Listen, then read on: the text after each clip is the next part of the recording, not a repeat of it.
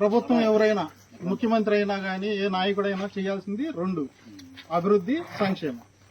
సంక్షేమంకి వచ్చేలోకి రెండు రకాలు: శాశ్వత సంక్షేమం, తాత్కాలికంగా సంక్షేమం. తాత్కాలిక సంక్షేమం అంటే ఒక 5 ఏళ్ళో 10 ఏళ్ళో సంవత్సరానికి అందరికి పంచిపెట్టడం అన్నట్టు. మిగిలిన ముఖ్యమంత్రులు చేసే సంక్షేమం. అది కాకుండా శాశ్వత సంక్షేమం అంటే ఒక ఇన్నోవా కారు ఇస్తే 18 లక్షల విలువ చేసే ఇన్నోవా కారు సబ్సిడీలో ఇస్తే అతని పిల్లలు తరతరాలు ఇంకా పేదరికం నుంచి బయటపడతారు.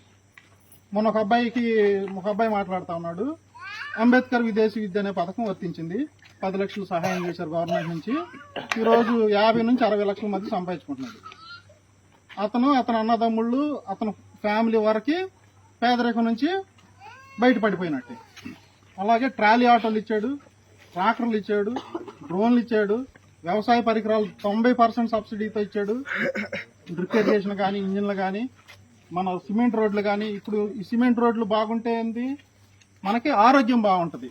ఇదంతా మురుగు నిలబడితే కంటిన్యూస్ గా సిక్ అవుతాము, అనారోగ్య పాలు అవుతాము, మనలో ఓపిక నశించింది, కష్టపడడం తగ్గిపోతున్నట్టు. సో ఇలా సిమెంట్ రోడ్లు వేసి ఇలా మౌలిక సదుపాయాలు కల్పిస్తే మంచిగా జనాలు వాళ్ళ పని వాళ్ళు చేసుకోగలుగుతారు అన్నట్టు.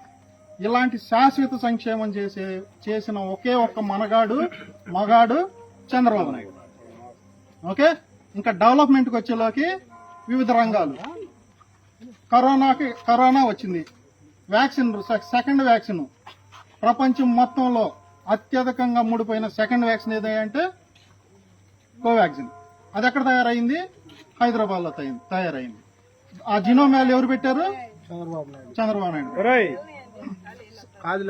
ఫార్మా రంగంలో గాని చంద్రబాబు నాయుడు గారు ముఖ్యమంత్రి అయ్యే నాటికి ఉన్న కాలేజీలు, మెడికల్ కాలేజీలు 4-5 ఉంటే ప్రతి జిల్లాకి మెడికల్ కాలేజ్ ఉండాలి, ప్రతి నియోజకవర్గానికి ఇంజనీరింగ్ కాలేజ్ ఉండాలి, ప్రతి మండలానికి జూనియర్ కాలేజ్ ఉండాలి, అంటే ఇంటర్మీడియట్ చెప్పే కాలేజ్ ఉండాలి, ప్రతి 5 కిలోమీటర్లకి హై స్కూల్ ఉండాలి, ప్రతి కిలోమీటర్కి ఒక అంగన్వాడీ స్కూల్ గానీ ప్రైమరీ స్కూల్ గానీ ఉండాలి, ప్రతి 3 కిలోమీటర్లకి అప్పర్ ప్రైమరీ స్కూల్ ఉండాలి అనే కాన్సెప్ట్ పెట్టుకుని విద్యా రంగాన్ని డెవలప్ చేసింది ఎవరయ్యా అంటే 99లోనే. ఇప్పుడు కాదు, 99లోనే. మీరు ఏ ఊరికన్నా వెళ్ళండి, స్కూల్ శిలాఫలకాలు చూడండి, స్కూల్ బిల్డింగ్ శిలాఫలకాలు చూడండి. అయితే ఎన్టీ రామారావు పేరు ఉంటుంది, లేదంటే చంద్రబాబు నాయుడు పేరు ఉంటుంది.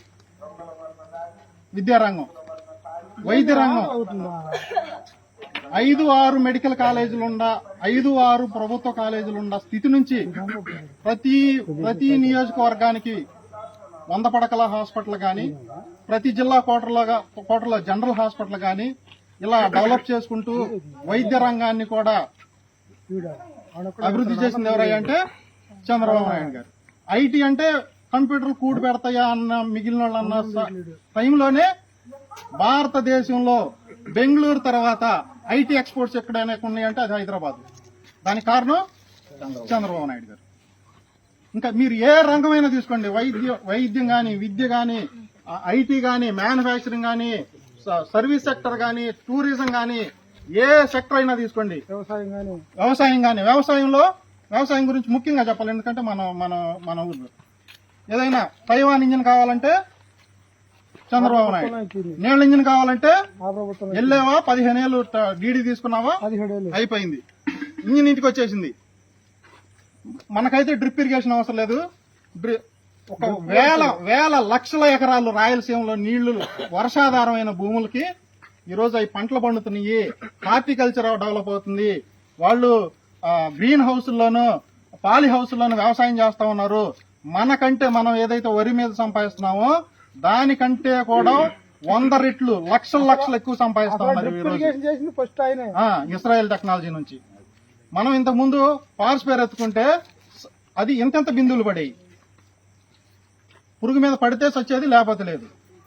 తైవాన్ స్పేర్లు ఇంపోర్ట్ చేసింది మొట్టమొదటిసారి చంద్రబాబు నాయుడు గారు. టెలికాం రంగం ఒకటి మర్చిపోయాం.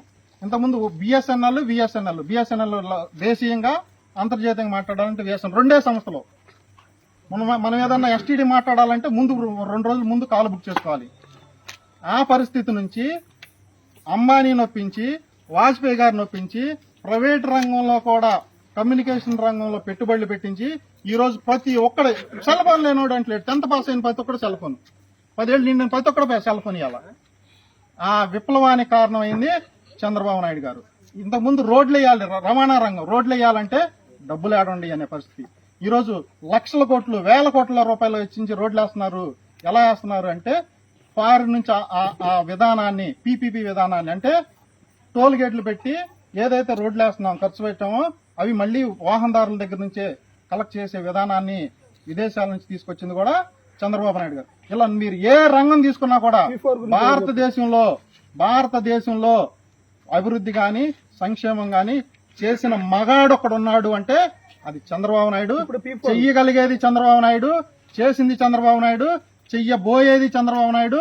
భవిష్యత్తు తరాల్లో కూడా, మా తరం అప్పుడు చంద్రబాబు నాయుడు సీఎం అయ్యాడు, మేము మాకు వచ్చినప్పుడు, భవిష్యత్తు తరాలు కూడా ఈ రాష్ట్రంలో అభివృద్ధి ఫలాలు గాని సంక్షేమ ఫలాలు గాని అందుకోబోతున్నారు అంటే దానికి కారణం చంద్రబాబు నాయుడు గారు. ఇంతేకాకుండా అమరావతి రాజధాని లేని రాష్ట్రం. చెన్నై, తమిళనాడుకి చెన్నై ఉంది. తమిళనాడులో మిగతా ప్రదేశం నుంచి వచ్చే ఆదాయం కన్నా తమిళనాడు చెన్నై నుంచి వచ్చే ఆదాయమే ఎక్కువ. తెలంగాణకు ఉంది హైదరాబాద్. మొత్తం మిగిలిన రాష్ట్రం నుంచి 20% ఆదాయం వస్తే ఒక హైదరాబాద్ నుంచి 80% ఆదాయం వస్తుంది. కర్ణాటక ఒక బెంగళూరు ఉంది, మహారాష్ట్రకు ముంబై ఉంది.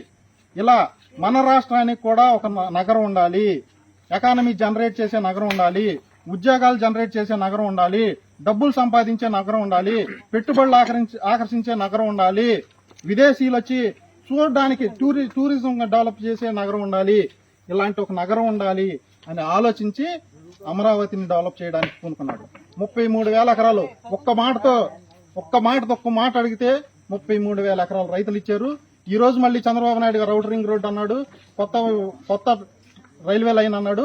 వాటికి కూడా చంద్రబాబు నాయుడు గారు అడగక ముందే రైతులు తమంతట వాళ్లే వెళ్లేసి మా భూములు తీసుకోండి, మా భూములు కూడా మీరు సేకరించండి, సమీకరించండి, మేము కూడా రాజధాని రైతులు లాగిస్తాము, మాకు కూడా ప్యాకేజీ ఇవ్వండి అని ఈ రోజు అడుగుతున్నారు. అంటే ఈ దేశంలో ఎక్కడైనా భూసేకరణ జరిగింది అంటే అక్కడ ఖచ్చితంగా ఉద్యమం జరిగింది, అక్కడ ఖచ్చితంగా అణిచివేత జరిగింది, ఆ తర్వాతే భూములు ఇవ్వడం జరిగింది. కానీ ఒక అమరావతిలోనే 33,000 ఎకరాలు ఇంతకు ముందు ఇచ్చారు.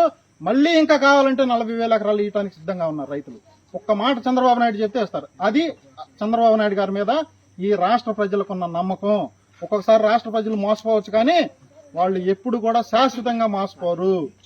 కాబట్టి చంద్రబాబు నాయుడు అనేవాడు చెయ్యగలడు, చేస్తాడు, చేసి చూపించాడు. జై చంద్రబాబు, జై చంద్రబాబు, జై చంద్రబాబు. మాట్లాడతారు మాట్లాడరా.